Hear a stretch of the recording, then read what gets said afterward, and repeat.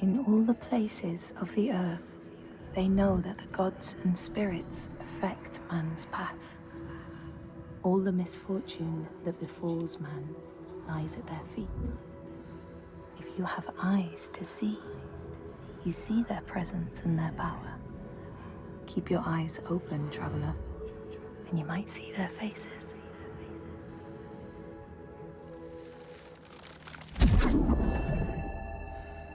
Here, they once said that Loki lies imprisoned in a cave, trapped by his enemies, who set a serpent above to drip venom on his face.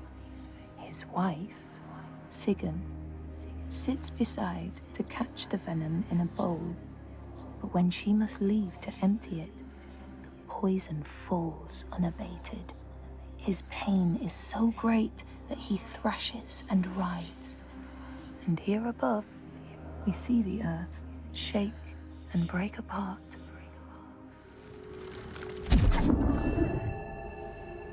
Across the sea, they know that the earth is carried in the arms of a giant. When he is vexed or injured, he may not carry his burden so gently, and the world will feel his anger and pain.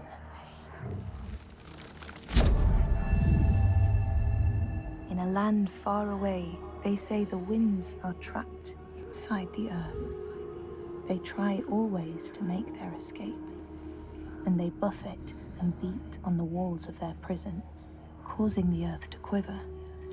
And when they break through, they make their escape. They explode out in fury. In the lands of your birth, people live hidden too, in the hills and stones. They may be the remnants of a godly race who lost a war with giants and, finding the world changed, retreated into silence.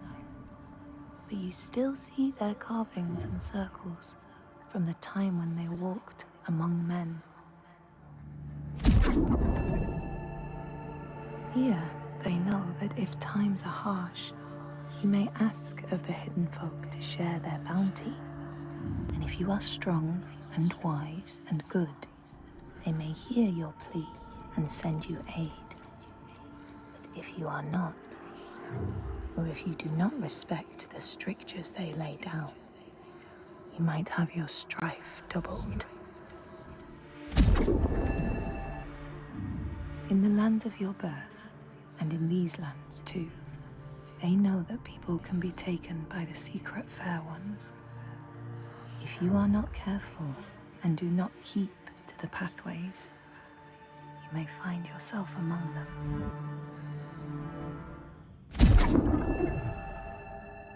In a land to the east, they know that when a traveler finds themselves lost, it is the fault of the Vadadaj, who wait at the crossroads to trick souls passing by.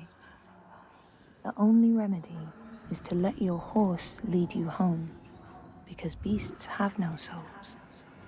But if you have no horse, your soul is lost forever.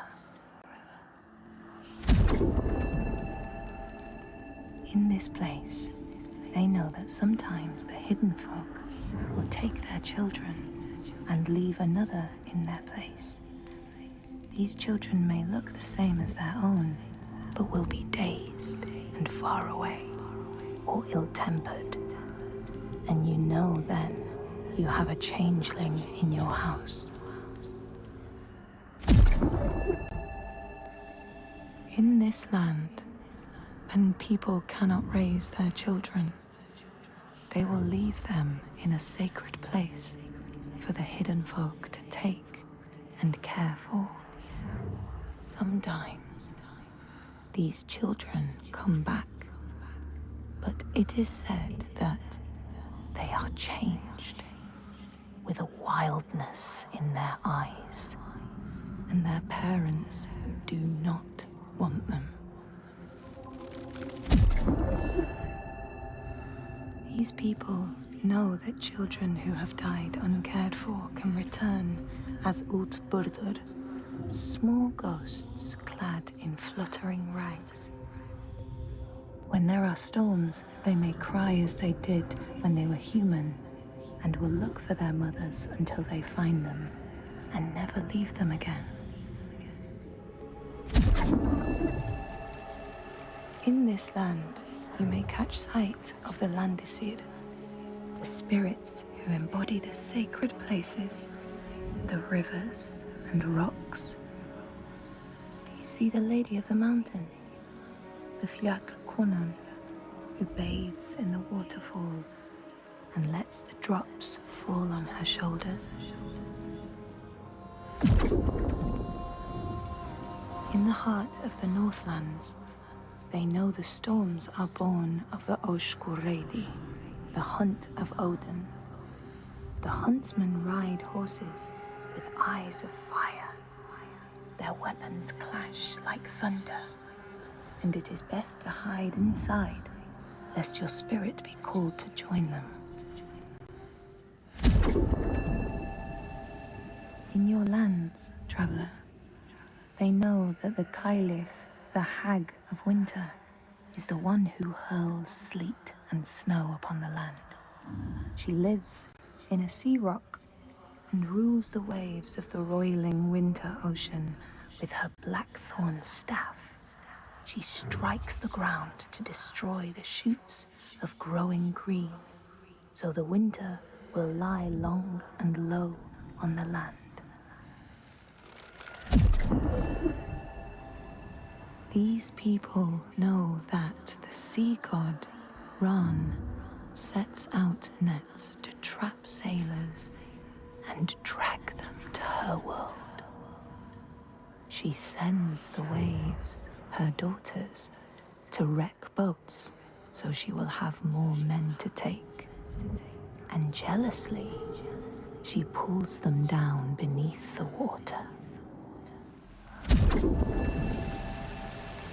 People here speak of warriors who can transform themselves into bears when they are enraged.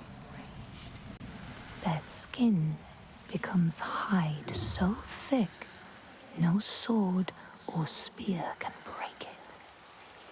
When King Hrólfr fought Skuld, many people saw a great bear fighting beside him, who killed more men with its paw than any 5 soldiers.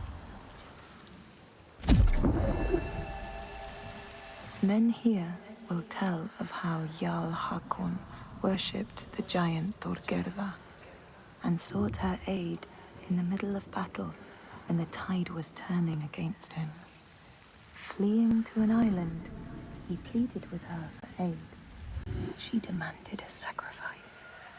She rejected all of his offerings until he, at last, killed his own son in sacrifice. Thorgerða gave aid, and Hakon's enemies saw the giants striding amongst the ships, arrows flying from every finger and never missing their mark. Their morale was sapped, and Hakon won his battle.